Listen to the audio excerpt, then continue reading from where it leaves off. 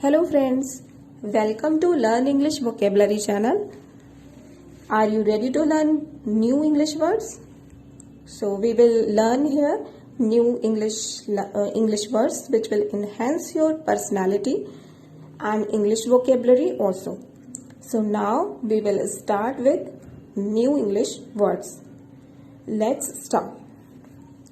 So first word is जन सैलाब. जन सैलाब को इंग्लिश में कहते हैं रैबल. जन सैलाब, रैबल, लोगों की भीड़.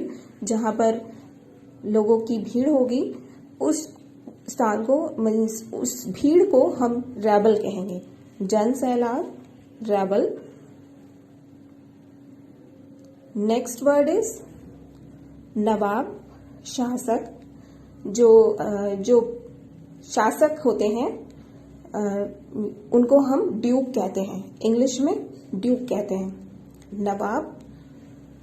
नवाब या फिर जो शासक हैं उनको इंग्लिश में कहेंगे ड्यूक. जैसा मीन्स ये पिक्चर मैंने यूज किया है जिससे आपके माइंड में ये इमेज रहे कि इस तरह से जो नवाब हैं वो उनको ड्यूक कहते हैं इंग्लिश में.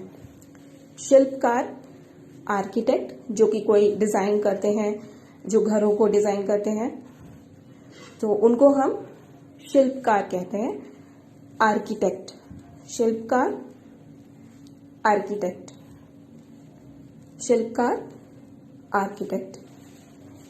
नेक्स्ट वर्ड तैनात. तैनात को इंग्लिश में कहते हैं पोस्टेड.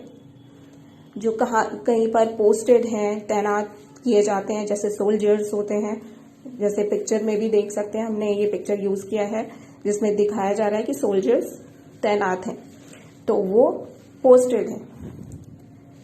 तैनात, पोस्टेड. नेक्स्ट वर्ड इज लोहार. लोहार को इंग्लिश में कहते हैं ब्लैक स्मिथ.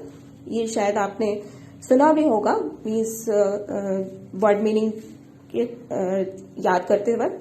तो इसको लोहार, ब्लैक स्मिथ, जो लोहे का काम करते हैं तो उनको हम लोग ब्लैक स्मिथ, लोहार, ब्लैक स्मिथ. आंदोलन. आंदोलन को इंग्लिश में कहते हैं एजिटेशन, मूवमेंट. आंदोलन तो बहुत कॉमन वर्ड है जो सभी ने सुना होगा.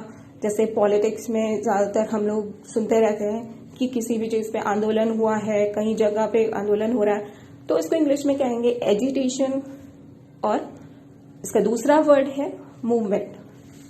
नेक्स्ट वर्ड इज बहिष्कार. जैसे किसी भी चीज का बहिष्कार करना, किसी को बहिष्कृत करना, तो इसको इंग्लिश में कहते हैं एक्सक्लूजन.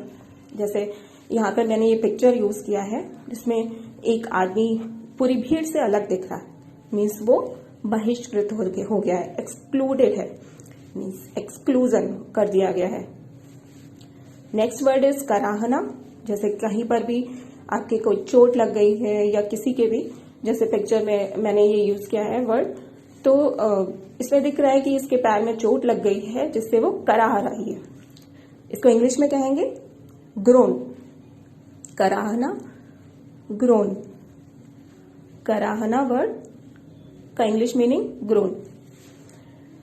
नेक्स्ट वर्ड इज कपड़े, पोशाक, मीन्स कपड़ों से रिलेटेड जैसे वर्ड है, ये थोड़ा कॉमन ही है, जिसको हम कहते हैं एपरल. कपड़े, पोशाक, परिधान. जैसे शॉप्स पे भी जो कपड़े रहते हैं उनको क्या कहते हैं, एपरल. आपने देखा भी होगा शॉप्स पर लिखा भी रहता है, सो एपरल. नेक्स्ट वर्ड इज तारीफ करना, एडमायर. तारीफ करना मीन्स एडमायर. जैसे मैंने ये पिक्चर में दिखाया है कि जैसे ये गर्ल है तो इसकी तारीफ हो रही, इसको बोला जा रहा है एक्सीलेंट, तो वो क्या है, इसकी तारीफ की जा रही है. तारीफ करना मीन्स एडमायर. तारीफ करना in English admire. Thank you for watching this video. Please like, share and subscribe.